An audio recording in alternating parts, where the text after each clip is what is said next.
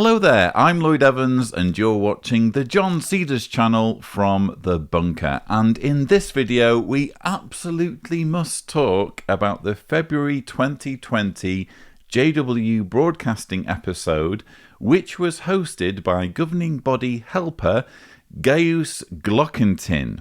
Now, before we begin, I must address an elephant in the room, which is that Mr. Glockentin has, how can I put this?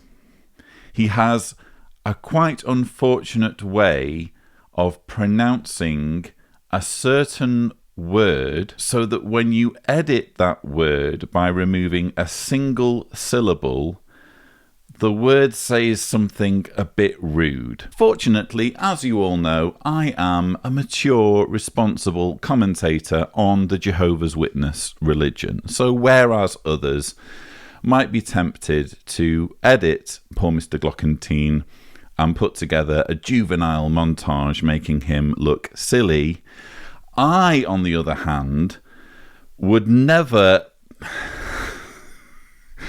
Who am I kidding? Watch this. At times, this part in Matthew chapter 5 is referred to as the 9 happinesses. We all have different personalities and express our happiness differently. Happiness comes from doing things Jehovah's way. There is more happiness in giving than there is in receiving. And gradually, our inner happiness grows and can be seen by others. So now that I've got that out of my system, I think we should press on with the episode itself. Let's, for goodness sake, roll the first clip. To set the stage, we'd like to begin with a few thoughts about the subject, serve Jehovah with rejoicing. This is what we are told at Psalm 100 verse 2. But do you serve Jehovah with rejoicing all the time? I guess we all will agree that at times, it can be difficult to be happy. So then, is it really important to serve Jehovah with rejoicing? And what does it really mean? In other words, what is this joyful attitude that Jehovah expects from us? And what can we do to serve Jehovah with rejoicing and maintain a joyful spirit? So as you've probably gathered, Mr. Glockentin wants to tell everyone how they can serve Jehovah with rejoicing, or with happiness, as he also puts it repeatedly. I guess for me, the main issue I have with this whole subject is, how can you order someone to be happy? You can order someone to do something, you can give them a list of requirements, or a list of rules, or a list of tasks. But to go one step further and say, in addition to giving you all of these tasks, I'm also going to insist that you enjoy doing them, it just seems a bit extreme, a bit controlling. We're now entering into the realm of thought crime. You're not just wanting to control what people do, you're wanting to control how people feel or what people think as they are performing these tasks. Obviously, Mr. Glockentin is a governing body helper. He's used to being a yes man. He's used to the idea of forcing people to enjoy doing things. So this is no problem for him, but for everyone else, particularly those who haven't spent years or decades in a cult, it's surely a bit much to be telling people that they should enjoy what they're being asked to do. In Deuteronomy chapter 28, we find a report of God's dealings with the Israelites. Here Jehovah warned them of what would take place if they became disobedient and lost their joy in serving Him. We read at Deuteronomy chapter 28, beginning in verse 45, "All these curses will certainly come upon you, because you did not listen to the voice of Jehovah your God by keeping His commandments, and because you did not serve Jehovah your God with rejoicing and joy of heart, when you had such an abundance of everything." Jehovah took such good care of the Israelites, and yet they were not happy. This attitude was something He did not like at all. So we see that serving Jehovah joyfully is very important. Well, it's not just important. According to you, it's a matter of life or death. That's the message that's just been given to Jehovah's Witnesses. And I suppose if you're watching this as a Jehovah's Witness, all of this is just going to make perfect sense. But when you take an outsider perspective, or when you apply logic and reason and common sense, this is really creepy stuff. I mean, he's read there a scripture from Deuteronomy in which the Israelites are essentially told, because you haven't done what I've told you to do and been happy about doing it, I'm going to curse you. This is not a healthy way to deal with people who haven't responded to something you've ordered them to do in the way that you would like. Do as I say, enjoy doing it, or I'm going to kill you. What is it that makes us a happy person? To help us to open up the scope of the answer, would you be willing to join me for a little experiment? Please close your eyes for a moment. Do you have your eyes closed? So now think about an apple. Now you can open your eyes again. Let me ask you a question. Did you think about a red apple? Green apple? Or a yellow apple? Why are you able to answer this question? All I asked you to do was to think about an apple. The answer is, we think in pictures. In fact, we think of countless pictures every day. And after we think about it, it's like we put all of the pictures in a stack. And then when we think the same thought a second time, it's like we pull the picture out from below and put it on top of the stack. The longer that we do not think the thought, the deeper the picture gets in the stack, and it becomes more difficult to remember.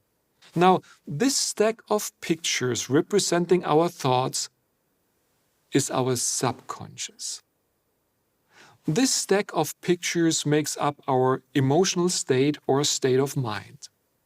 It determines whether we are sad or happy, whether we are bored or excited, and so forth. I'm going to be honest, it was at this point that I realised that I really do not like this Mr. Glockentin. He creeps me out. I do not like a total stranger telling me to close my eyes so that I can indulge him in some kind of experiment that he's dreamt up. Maybe I'm the only one, but that's how I felt when he did that weird thing. I don't like the patronising, condescending, infantilizing way in which he speaks down to people, which I realise is kind of, I mean, I suppose that's the criteria, isn't it, for giving a JW Broadcasting sermon. But nevertheless, this guy seems to take it to a whole new level. And I especially don't like the way he seemingly presents himself as an authority on psychology and the human mind. I actually did a little bit of fact-checking. I say a little bit, it's literally just going on Wikipedia, because he makes two claims there. First of all being that we think in pictures. We think in pictures. In fact, we think of countless pictures every day. And he also asserts, he doesn't just suggest it, he asserts it, that our emotions are dictated by this stack of pictures in our subconscious. So our emotions come from our subconscious. This stack of pictures representing our thoughts is our subconscious. This stack of pictures makes up our emotional state or state of mind.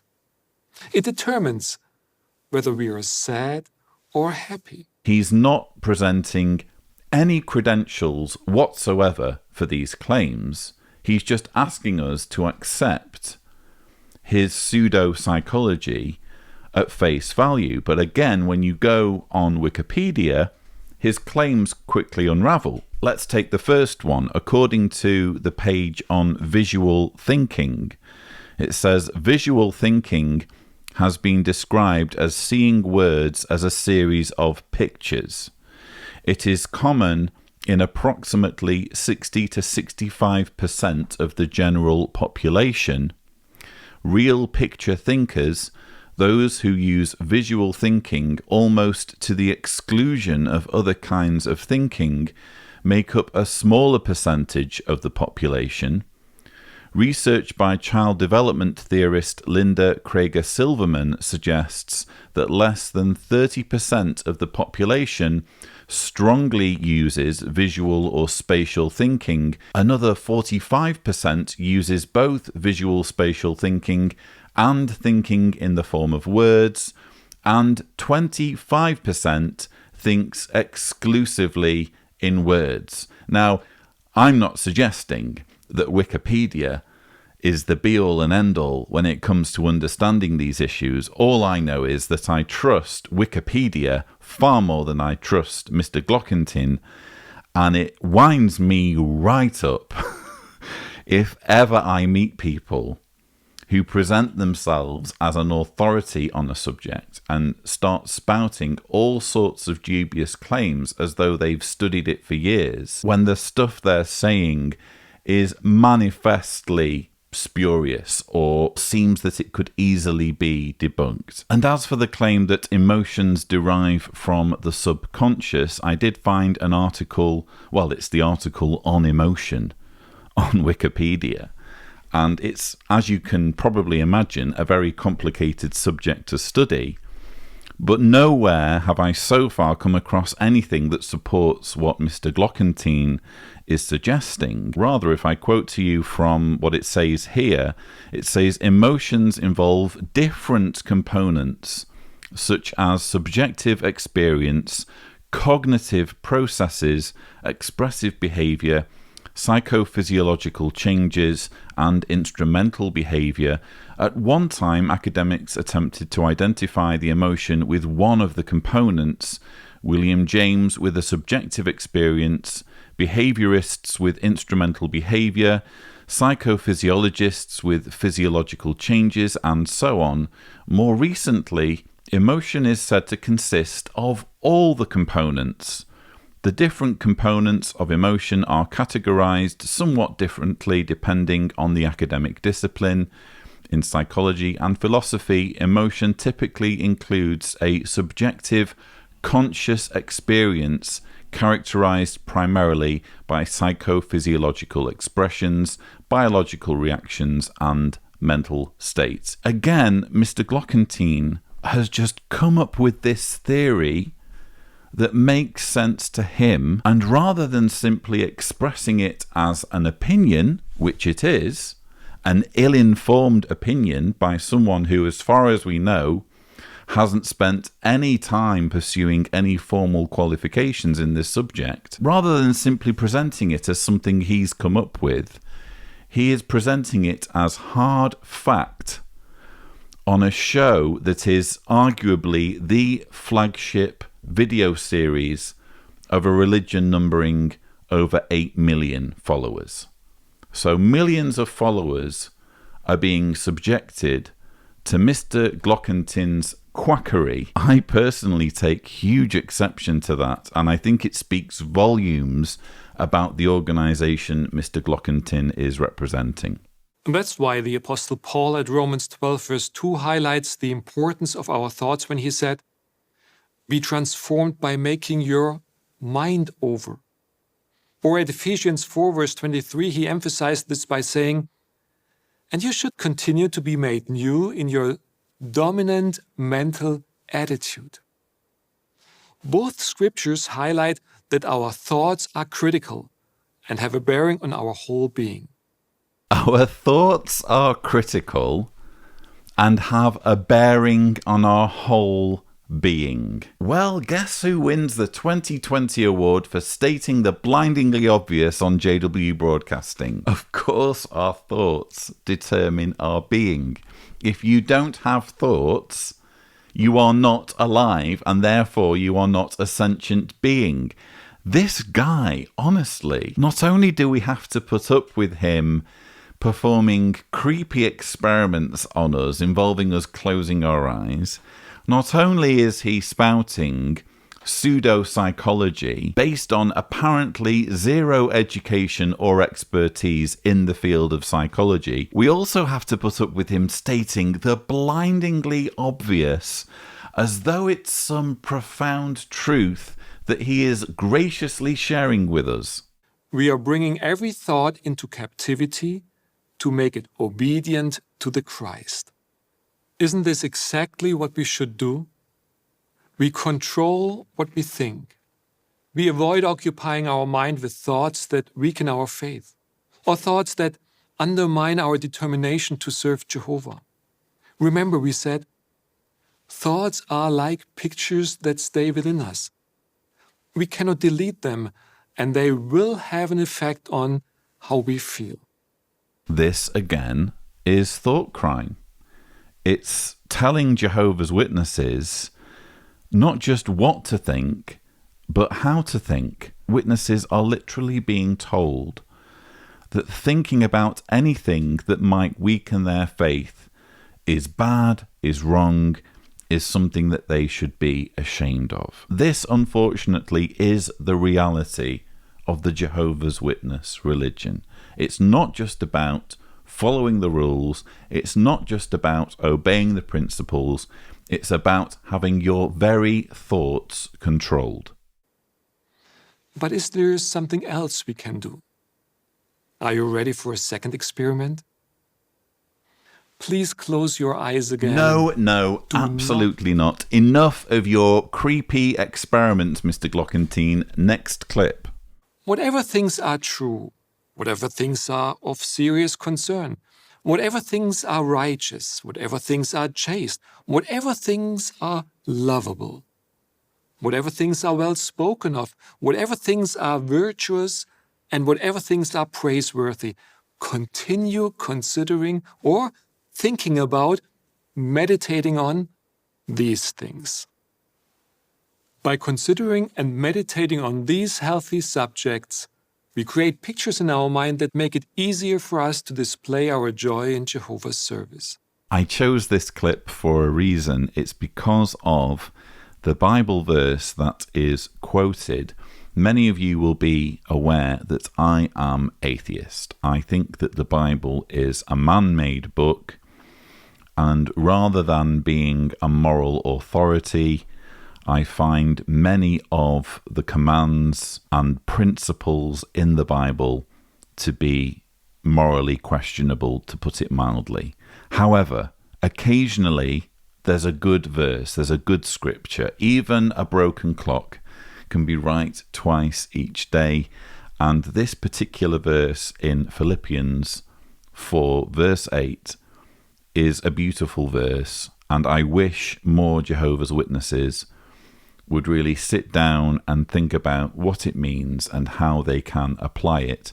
Interestingly, the verse is quoted in this book, which is one of my favourite books on atheism, God is Not Great, by Christopher Hitchens. Those of you who follow my channel will know what a big Hitch fan I am. But if you turn to page 12, Hitch describes his father's funeral, because his father was actually religious, and Christopher Hitchens decided to read a Bible verse at his funeral. So let me read for you. When my father died and was buried in a chapel overlooking Portsmouth, the same chapel in which General Eisenhower had prayed for success the night before D-Day in 1944, I gave the address from the pulpit and selected as my text a verse from the Epistle of Saul of Tarsus, later to be claimed as St. Paul to the Philippians, chapter 4, verse 8. Finally, brethren, whatsoever things are true, whatsoever things are honest, whatsoever things are just, whatsoever things are pure, whatsoever things are lovely, whatsoever things are of good report, if there be any virtue, and if there be any praise, think on these things. I chose this because of its haunting and elusive character, which will be with me at the last hour, and for its essentially secular injunction, and because it shone out from the wasteland of rant and complaint and nonsense and bullying which surrounds it. I would tend to agree with Hitch's sentiments there. I think those are lovely words which aren't applied enough by the faithful, and particularly by Jehovah's Witnesses. If only Jehovah's Witnesses cared enough about what's true. If you really, really care passionately about what's true, and you sit down and you examine the Jehovah's Witness religion using only Jehovah's Witness materials, and you think logically about the claims that are being made and what evidence is being presented to support those claims, you surely cannot fail but to evict yourself from this nonsensical ideology simply by spending a while dwelling on it. This is not about Glockentin's stupid mind pictures. This is not about endless ritualistic meditation on Bible verses. This is about simply applying common sense and logic and reason. What this verse is essentially saying is it true or isn't it? If it's not true, don't waste your time on it. And that's a message I wish more Jehovah's Witnesses could fully appreciate.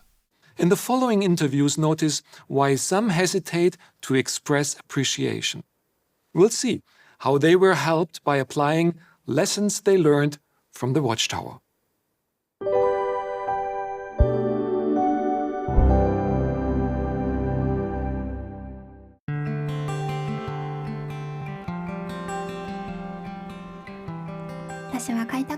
I work as a pioneer and also as a commuter at Bethel. I find this service to be very enjoyable.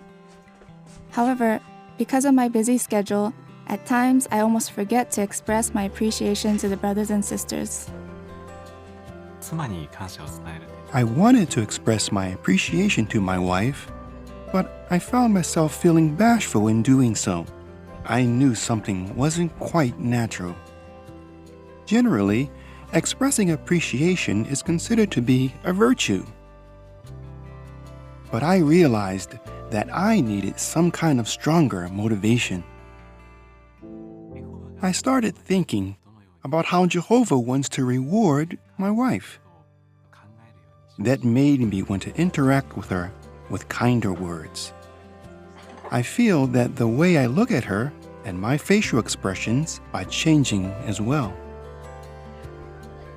It gets easier to resolve disagreements quickly. I also feel that we are growing closer and closer as a couple. By expressing appreciation, I feel very happy. My relationship with brothers and sisters within the congregation has gotten better, and the bonds of friendship between us are stronger. I realize that the reason why Jehovah encourages us to express our appreciation to others is for our happiness.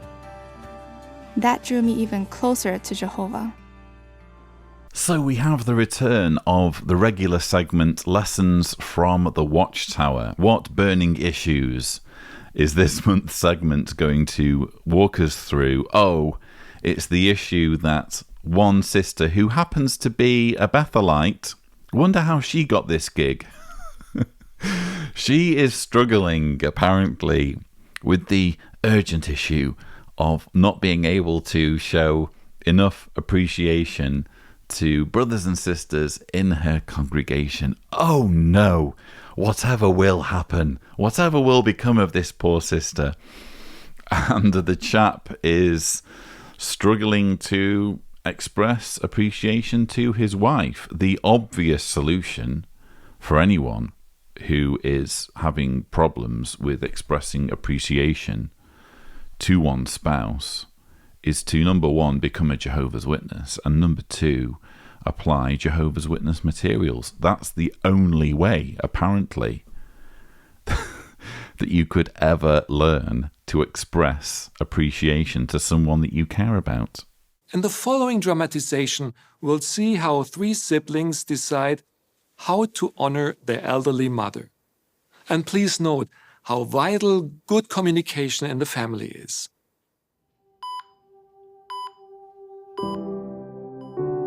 This wasn't the first health scare with Mum.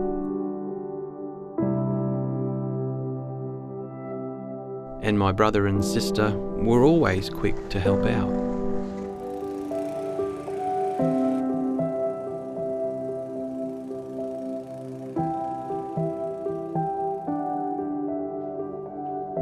But this time was different.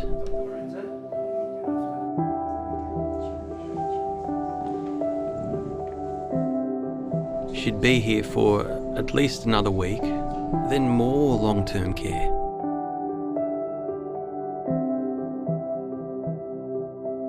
We just weren't prepared for that. I should have accepted more help when the friends offered. I just didn't want to be a burden. Janice understood, and she was wondering how this might affect her Bethel service. Oh, the horror. Poor Janice. How is this going to affect her Bethel service? After all, she clearly has the important task of doing landscaping just outside the front gates of the Australasia branch. Those hedges aren't going to trim themselves.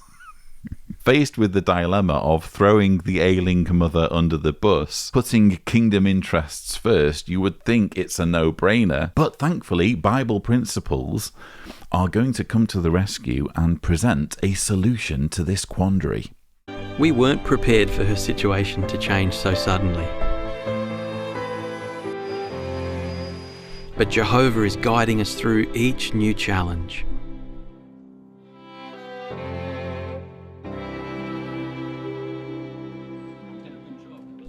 And with his help, we're honouring Mum, making her care our continual priority.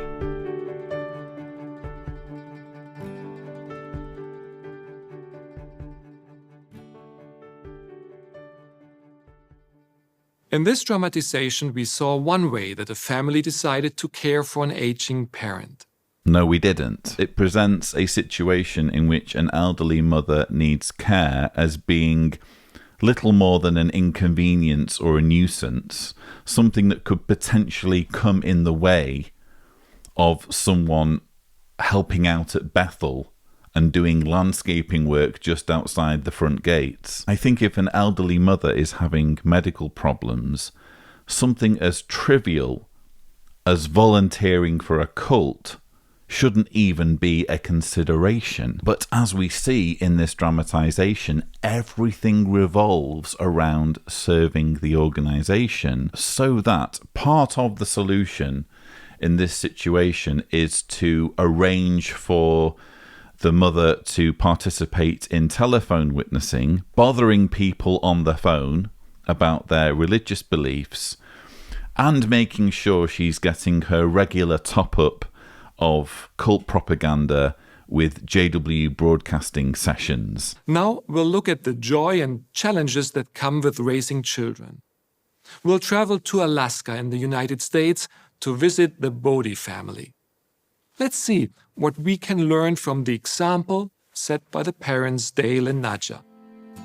We were serving in a small town in Alberta, and then we began having children.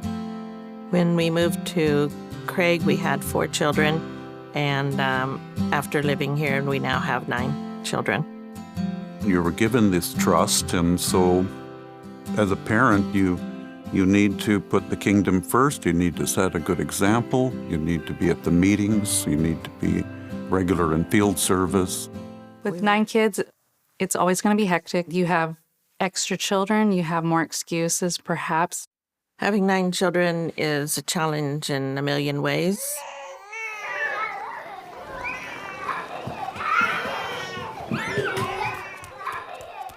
And yet, yeah, she had moments where she'd sit in her rocking chair and just look so exhausted. You may not have 9 children, or 7, or 5, or 2, but can't all parents learn a valuable lesson from the Bodhis? What I've learned from the Bodhi family is that if you live in the middle of nowhere and there isn't much decent to watch on television, things can quickly get out of hand. Seriously, I've again spared you from much of this particular segment because there really wasn't anything interesting.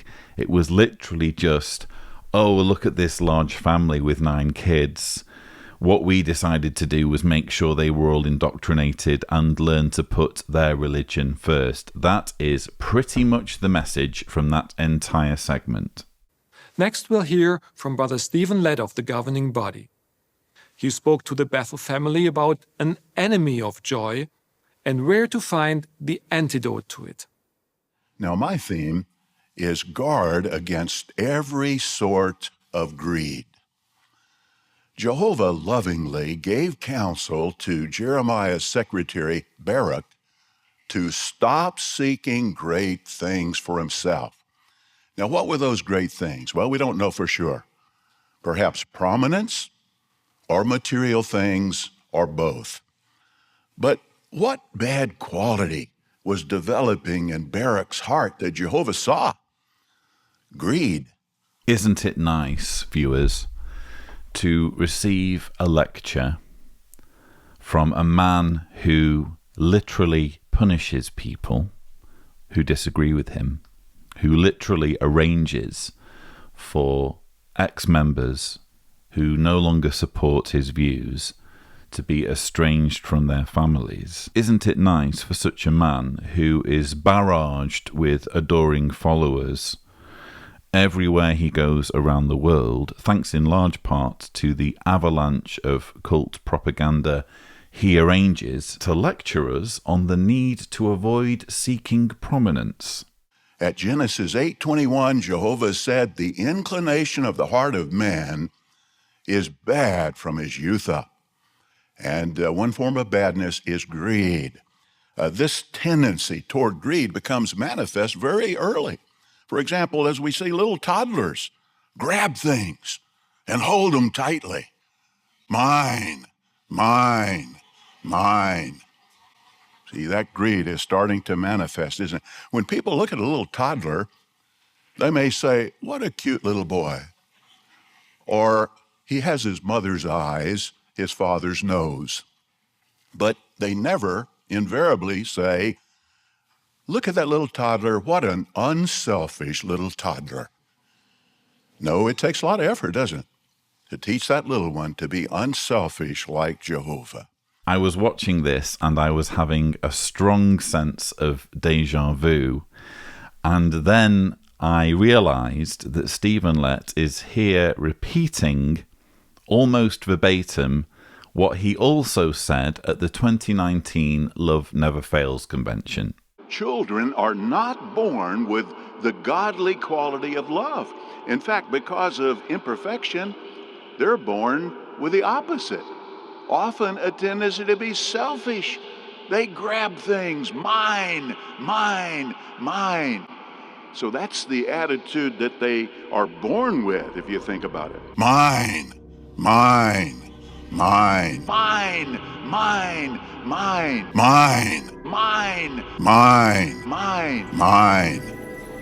Isn't it ironic that a man who devotes so much of his words to trying to control and manipulate young ones has such a loathing, a barely concealed contempt for children, so that he seems to think that children, bear in mind he doesn't have children, okay, but he seems to think, as someone who doesn't have children, that children are automatically greedy and selfish. And sure, I'm certain there are children who do that, who say mine, mine, mine. But there are also children who learn very, very quickly to share. Rather than spouting this sort of criticism at children for what amounts to merely a lack of maturity, I think Stephen Lett should be taking a long, hard look in the mirror, because it's one thing to criticize children over simply not having lived enough and not having interacted with other people enough. It's another thing entirely to exhibit extremely greedy, extremely selfish, extremely abusive characteristics as a grown man, and inflict your hatred, and inflict your narcissism, and inflict your own greediness on the lives of millions. More than anything, it's just profoundly hypocritical of Stephen Lett to repeatedly bang on about young ones. As far as I can tell, this is a man who absolutely cannot stand children. He only likes the idea of children as long as they're on a path to eventually serving him. In fact, let me please illustrate how greedy Satan made Adam and Eve, how greedy they were. I'd like you to imagine that you have guests staying in your home. And you say, now, I really want you to make yourself at home while you're here. You take them into the kitchen. You open the refrigerator, all kinds of food here, the cabinets, the pantry, everything you could imagine that you would want to eat. It's yours. Help yourself. Don't even ask. But then you pull out one little drawer and you say, now I've set aside some items for a later occasion. Please, it's very important. Do not eat from this one drawer. But you'll find other items just like in the drawer, in the pantry, in the cabinets. You'll have everything you need. Now, would that be overly restrictive? Would that be an unloving arrangement with your guests? It'd be very generous, wouldn't it? And in effect, that's the arrangement Jehovah made with Adam and Eve. But now back to the illustration. If you came into the kitchen and you found your guest eating out of that one drawer you had not given them, you'd be very upset, wouldn't you? And you'd probably view it as stealing. And you likely would put the thieves out of your house. So that illustrates how Jehovah felt and how Jehovah reacted. And in addition to putting the thieves out of my house, I would also curse them. I would curse them and their children and their grandchildren. Actually, all of their offspring I would curse for thousands of years, so that they live in misery and suffering, with many children born to them dying before they can even reach the age of 5, with all sorts of diseases, I think I would inflict them with. Lots of unpleasant diseases, lots of crime, lots of natural disasters, lots of injustice. I think thousands of years of that, and maybe finally we'll be even. We are relentlessly surrounded by Satan's world and his spirit called the spirit of the world. We could say that Jehovah breathes Holy Spirit to influence his people to act like him and be unselfish. But Satan, in effect, exhales the stinky spirit of the world that makes people act like him in being greedy. And one way Satan's world promotes greed for material things is by the relentless advertising. See, people are constantly bombarded with advertisements. For example, here's just an example. They may bring out a shiny new car, has about 12 coats of wax on it. They got all these spotlights shining on it. They bring in a camera from all different angles. And about this time, a scantily clothed woman comes strolling out to that automobile. And you don't even notice it, but there's soft music playing in the background. As she opens the door, gets in, a crescendo is reached in the background music. You're made to feel, you poor, poor loser, if you don't have that car, see? They don't talk about the heavy payments you're going to have to make, how many meetings you're going to have to miss to make those payments. You poor loser, if you don't have that car. And similar advertising methods are used very often in promoting many other gadgets and material things. So obviously we have to fight hard against the spirit of the world so that we don't allow it to nurture greed in our hearts. First, let me comment on the hysterical laughter, which seems to have been, to at least some degree, muted in the sound, but you can still hear from the Bethelites when this morning worship talk was being given, you can still hear hysterical laughter from the audience as though he's delivering top-class stand-up. I can only imagine that we're dealing with Bethelites in a monastic environment deprived of genuine comedy, and they've been driven stir crazy by boredom so that they find this individual absolutely hysterical. But as far as what he's actually saying is concerned, Stephen Lett is talking about propaganda that plays on the emotions, that uses stirring, heart-tugging music to manipulate people into doing something that they otherwise might not consider doing, such as buying an expensive car. Of course, Watchtower would never dream of spewing out manipulative, heart-tugging propaganda that uses music and visuals to manipulate people into doing things that they wouldn't ordinarily want to do. And they certainly wouldn't pour millions of dollars into a new facility the size of their existing world headquarters that is devoted entirely to producing exactly that sort of content. Full-time service is a special way to serve Jehovah with a joyful heart. But what happens to your joy when you suddenly face a serious trial? Jay and Elaine Humer, you have been through this. Thank you for being here today to share your personal experience with us. You've enjoyed full-time service for over 40 years, many of those years in the traveling work. Yes, we've had a wonderful privilege of both pioneering and serving the traveling work for 30 years now. Mm-hmm. One of the hardest things that we faced was about 20 years ago when we experienced 7 deaths in just a 6-month period.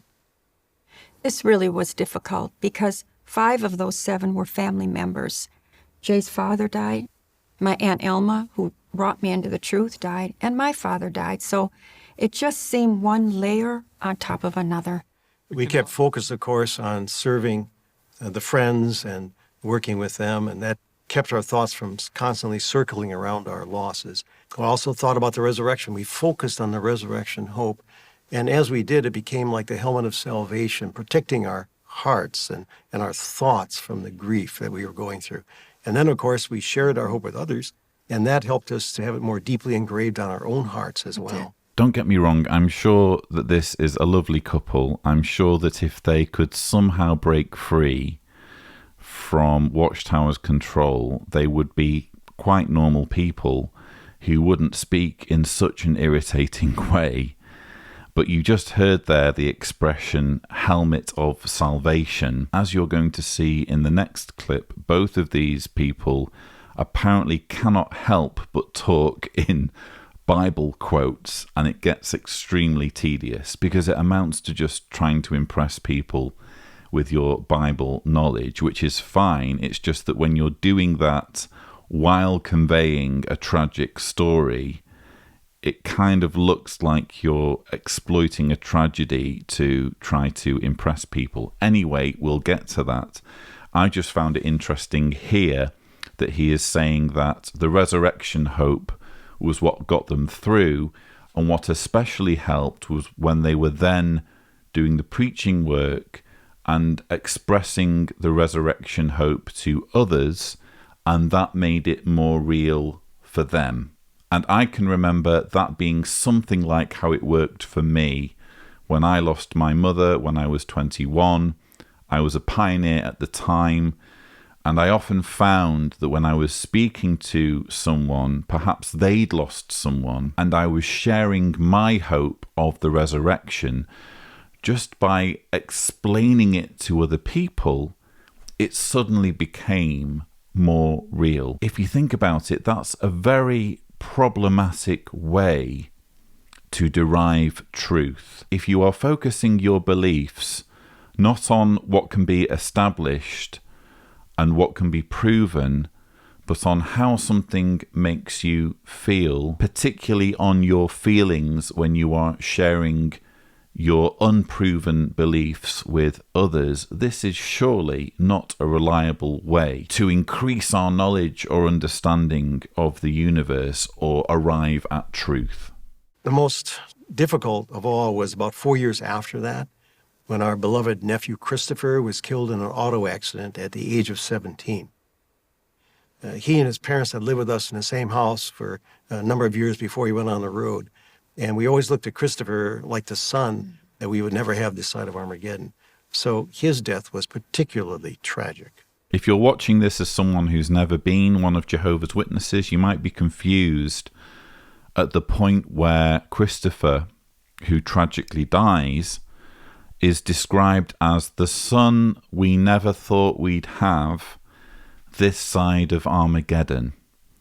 And what they mean there is, because they had devoted their lives to the travelling work, because they were essentially devoting virtually every day of every week to serving Watchtower as a circuit overseer and circuit overseer's wife couple, they knew that they couldn't be parents. I think this sort of thing happens way too much in this religion, where the need to serve Watchtower is put ahead of the impulse to start a family. And don't get me wrong, I understand that lots of people don't want children, and that's perfectly fine. But if you do have that impulse in you, isn't it tragic to put Watchtower's needs first so that you never fulfill that desire that's in you? I think that happens way too much in this organisation, and it's yet another example of the disproportionate control this organisation has and wields over people's lives. It was excruciating for all of our family members, especially his parents. Christopher was on his way to the Kingdom Hall to meet his papa and his grandmother for field service, and his car hit a patch of ice and slid into an oncoming car. He died instantly. As tragic and heartbreaking as this story is, I mean, all deaths are really sad, but especially when you're talking about a 17-year-old with his life ahead of him, it's really, really tragic. But how do you reconcile this story as an organisation that repeatedly makes claims that God intervenes in the organisation's affairs?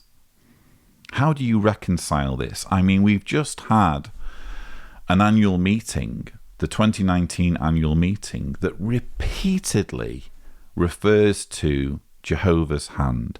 Oh, we've seen Jehovah's hand in matters, brothers, when this particular branch in Cameroon or wherever was undergoing expansion, and we just had this problem of a road that was a bit too muddy, and we really needed this road to be fixed. And wouldn't you know, the local city planners fixed the road so that we could then develop the site. We clearly saw Jehovah's hand. So they are literally saying that Jehovah has intervened in human affairs to manipulate city planners into rearranging the roads to Watchtower's benefit. Jehovah can apparently be bothered to intervene at that level, but he can't be bothered to stop a 17-year-old Jehovah's Witness on his way to the Kingdom Hall for field service from skidding on ice and dying.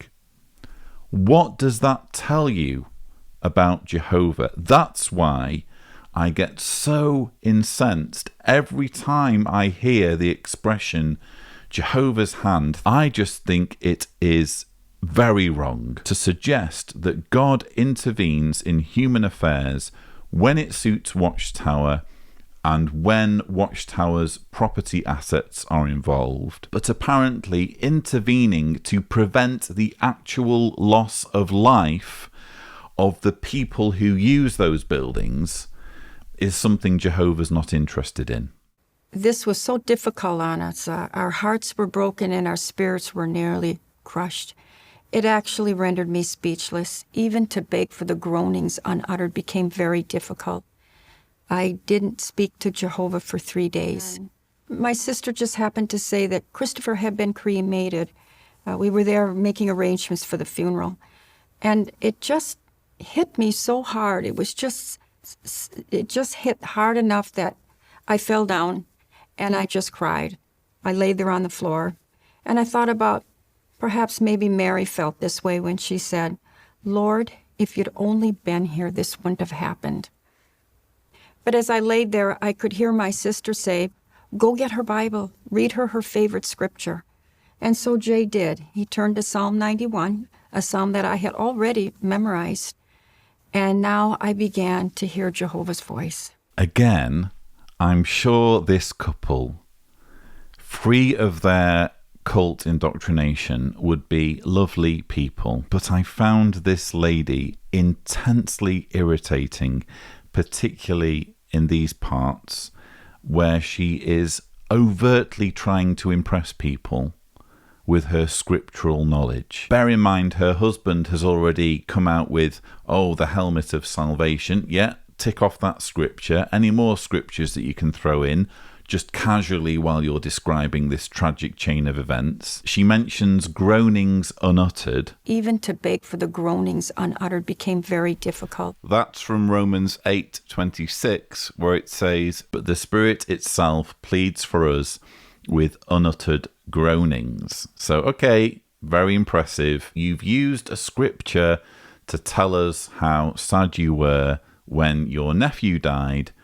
Then she hits us with another scripture while she's relating the fact that she fell down on her knees in grief when her nephew's funeral arrangements were being discussed. And she tells us that in falling down on her knees, what was going through her mind was, let me get this right, this must be how Mary felt when she told Jesus, if only you'd been here, this wouldn't have happened. And I thought about perhaps maybe Mary felt this way when she said, "Lord, if you'd only been here, this wouldn't have happened." Really? That's what was going through your mind at that precise moment? Not, my nephew's dead. How awful, we're now talking about funeral arrangements. No. What Bible lesson can I learn from this situation?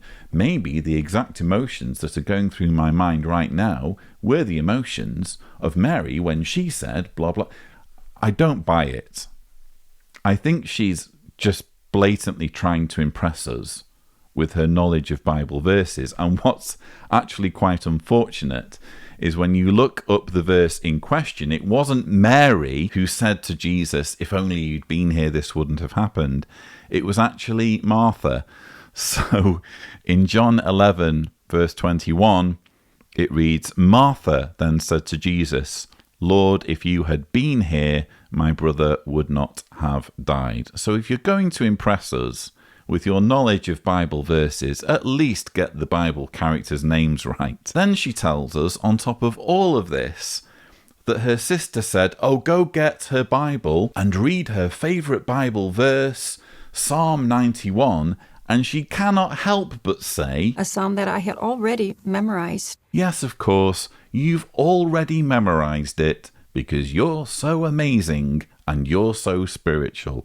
Seriously, again, it's a tragedy that she's relating, but all the more reason to make it about the poor 17-year-old who's lost his life, rather than an opportunity for this lady to impress everyone with how spiritual she is. I remember one particular scripture that really touched my heart. It was from Psalm 56, verse 8. And in there it said, "You keep track of my wandering. Do collect my tears from your skin bottle. Are they not recorded in your book?" And I thought about Jehovah taking such notice of us, keeping track, watching over, even collecting every tear and recording each of them. That truly made me draw close to Jehovah. It truly would freak me out, quite honestly, if someone were literally collecting my tears. Oh, Lloyd, there's a tear on your cheek. Hang on, let me go get my syringe and let me collect that tear and store it and make a record of what caused this. No, that would freak me out. Leave my tears alone. Thank you. Get the hell away from me, you creepy tear-collecting celestial entity. Now I started looking for some of the artwork in the publications. And one particular picture I found was of a shepherd who had gone into a bramble bush and rescued a lamb. He was lost. He pulled him out, threw him over his shoulders, and held on to him. And I thought, what a safe place to be, such security. I decided to take the picture and to print it out and just enlarge it a little bit. But what I didn't see on the publication page, I saw when I enlarged it, and that there were scratches on the shepherd's face. And I thought what that shepherd had gone through to go in the bramble bush and pull him out. And then I thought about Jehovah as our great shepherd and the lengths that he went to rescue us, even at the cost of pain for himself. Now I was listening and drawing back close to Jehovah. So then, what did you do with these articles and the pictures? So now I decided to print them all out. The articles, the pictures, and the scriptures, and I displayed them on my desk for quite some time. But I put them in a big envelope, or like a file, and I thought that was Jehovah's sympathy card to me. It's not just any sympathy card. It's not even just a file full of cult artwork. No. It's a sympathy card from Jehovah. Jehovah sent the sympathy card. He couldn't be bothered stopping the nephew from skidding on ice, but this lady is important enough to warrant a sympathy card from the Almighty. Say what you will about this creator who lets 17-year-olds die on their way to serve him, at least he's good at sending out cards. We knew we had to do something so as not to be swept away by our grief. It's been said that grief is an arduous journey, but one that we cannot avoid. It's not a place where we live, but a passage, as it were. And we know that even though grief never goes away, it does change over time. That's because Jehovah made our hearts to heal, and so in time, that's what we did. Yeah, he sure did. It's not about the lack of faith. It's simply the price of love. We loved Christopher, and we miss him. It wasn't like we were leaving him behind. Sometimes that's how you feel when you lose a loved one. But in reality, we know that Christopher is in Jehovah's memory. And as the righteous God, Jehovah never forgets his loyal ones. Christopher was one of them. So we're confident that we're going to see him again. And that's what helps us not to be, as it were, looking always in the rearview mirror, but looking ahead to the time when we will be with him in paradise. Thank you so much for sharing your personal experiences with us. And may Jehovah continue to be with the two of you as you now continue your full-time service as special pioneers. And may you be able to apply the principles that you have just mentioned so that Jehovah can continue to guard your hearts. Thank you. So that's pretty much the interview. I just wanted to show you that last part because it really demonstrates for me one of the most disturbing, exploitative aspects of Jehovah's Witness teachings, which is when someone you care about dies, especially if they're a believer, don't worry, they're in Jehovah's memory. So you apply yourself to the organization, you busy yourself in serving Watchtower and serving the governing body to the extent that you can, and as a reward for putting in that effort, you're going to be reunited with your loved one again. This amounts to hijacking the bereavement process and using people's grief to exploit them. And I was held under this spell for a number of years. In fact, I think that if my mother hadn't died when I was 21, there's a very good chance I might have woken up sooner than I did. I was convinced that if I stuck as closely as possible to Jehovah's organization, there was a chance I could see my mother again. It's only later on that I was able to realize that my mother's memory was being used against me in the most obnoxious way as a means of control. If you're an organization that's in the business of exploiting people's heartache in this way, you have absolutely no right to point at former members and call them evil and mentally diseased. Take a moment now and picture the scene. Up ahead on the path are what seem to be children laughing at play. In a world free of the fears we once faced, and taking care of this beautiful earth are a people that live by our Father's words until the moon is no more. There is the peace we have been waiting for. We will feel His love under the rule of His Son in the new world to come.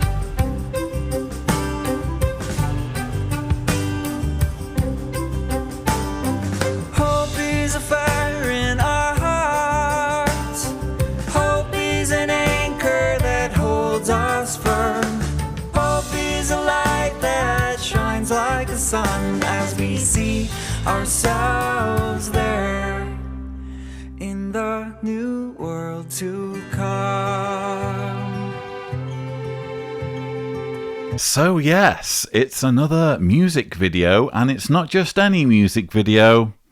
It's a music video that shows us the new world to come.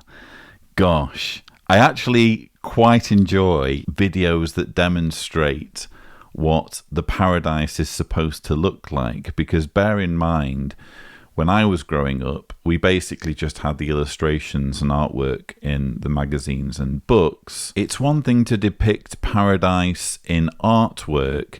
It's another thing entirely to do it in a video, because when it's a video, you get so much more detail. This raises all sorts of questions as to how you can possibly have certain things in a post-apocalyptic world that has been denuded of modern industrialization.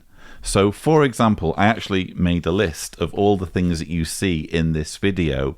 First off, let's just comment on the scene where the girl is running through the fields with her dog. These are fields where literally billions of bodies have been landscaped over.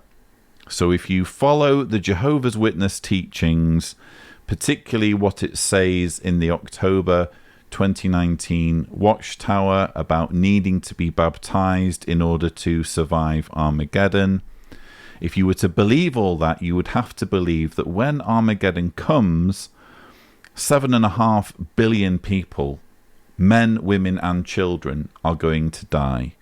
That is an unfathomable scale of carnage. So whenever you're showing depictions of the paradise, you have to acknowledge as a witness that beneath these luscious fields, where it seems, by the way, there has been quite a lot of modern agriculture, beneath these fields is the evidence of the biggest act of genocide the world will ever have seen. And rather than these people who live in this utopia being constantly reminded of it, and therefore having to own up to the fact that the God they worship has done this, it's all nicely turfed over. Let's not remember all the carnage. Let's focus on the fact that we have this lovely world to live in, thanks to the deaths of billions. But anyway, back to my list of all the things that witnesses can look forward to in a non-industrialized post-apocalyptic world. Apparently they will still have galvanized steel cables, machined lumber, Velux windows, stainless steel chimneys, glassware, galvanized steel bolts, and shatterproof glass panels. if you're going to depict this grand utopia with these beautiful houses, show me where these Velux windows are being machined.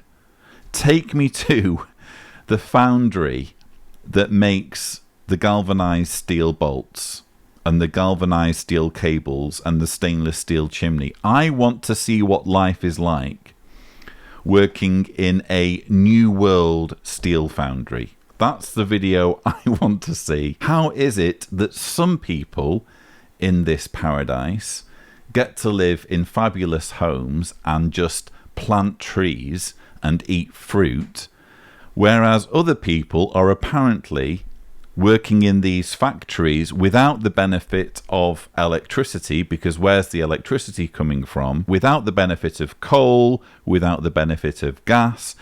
If you were a Jehovah's Witness listening in on this, you'd just say, oh, well, all of this will be revealed in the future.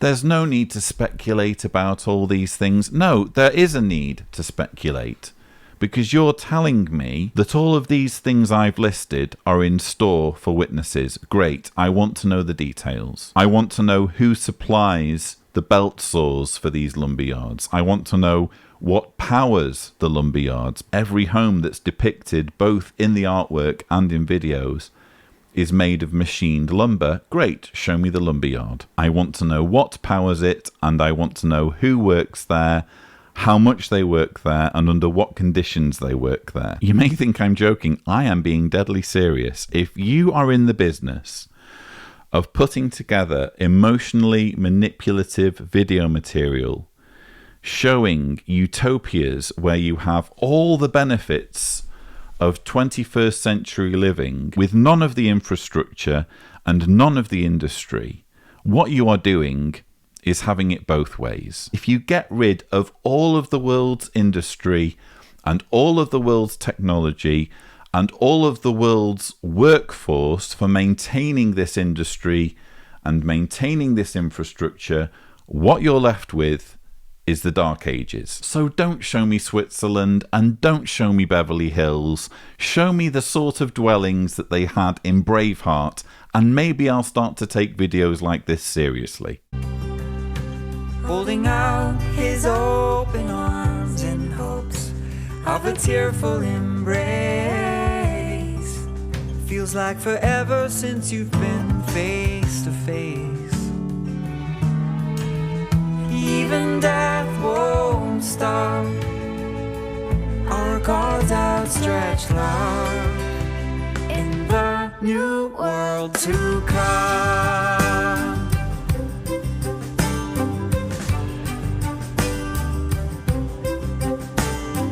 Hope is a fire in our hearts. Hope is an anchor that holds us firm.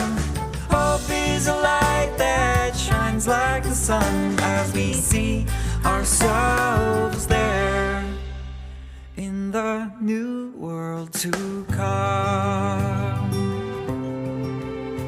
I don't really know how to say this. Is it me, or are supermodel looks a heavy casting requirement for this music video? I'm just imagining lines upon lines of plain, average-looking Bethel sisters getting turned away at these auditions. As for the video itself, well, this is more of what I was talking about earlier, manipulating people using the grieving process. So this video is telling anyone who has lost someone close to them or someone that they love that they can expect to have this emotional moment of reunification in the new world. Their resurrected loved one is just going to appear out of nowhere or emerge out of the pristine landscaped fields and announce themselves to you, and there's just going to be hugs and tears, and it's all going to be amazing. Again, this is just using people's grief and heartache to exploit them in the most cynical way.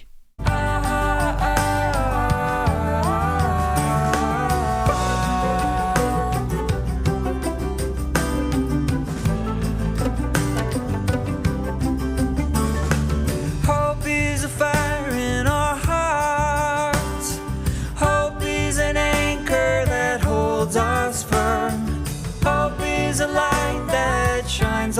sun as we see ourselves there in the new world to come. New world to come. In the new world to come. In the new world to come.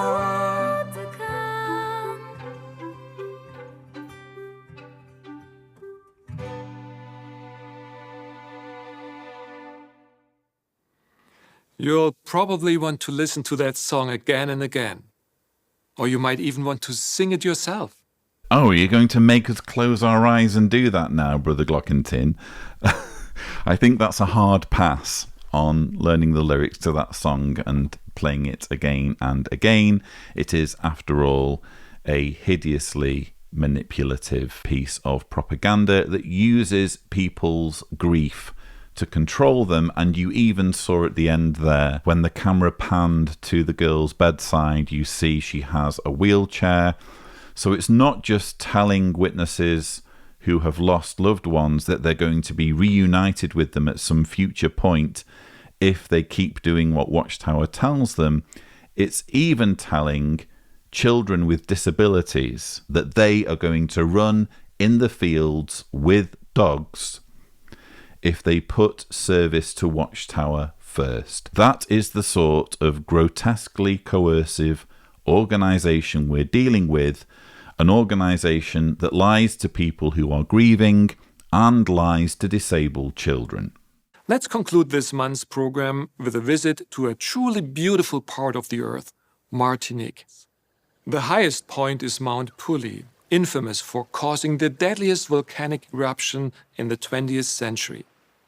When Pully erupted in 1902, nearly 30,000 people died because they ignored the warnings. This tragedy is often discussed by our brothers in the ministry. Now, after Mr. Glockentin's performance earlier in the show, when he was spouting all sorts of dubious facts about psychology, which quickly unravel when you do some fact-checking, I decided to fact-check about Mount Pully in Martinique. It was indeed, it seems, the most deadly volcanic eruption. But what fascinates me is that Jehovah's Witnesses in Martinique are essentially exploiting the fact that thousands, tens of thousands of people lost their lives in this incident. And they are going round using this natural disaster as a teaching tool to basically threaten the local populace into becoming Jehovah's Witnesses. In other words, if you don't join our religion, something very similar is going to happen to you. You need to observe the warning signs that Armageddon is near and get baptized, and then you'll survive Armageddon, and you won't be like the tens of thousands of people who died when Mount Pully erupted. Again, what more do you need to say? That's what this religion is all about. Using fear, using terror, frightening people, coercing people, manipulating people into doing whatever the hell Watchtower wants them to do. So those have been my thoughts on the February 2020 JW Broadcasting episode. There will be another rebuttal, hopefully, next month once I've seen the March episode. I hope this particular rebuttal has brought you much happiness. Don't forget to subscribe to the John Cedars channel for more such videos, and as always, thank you for watching.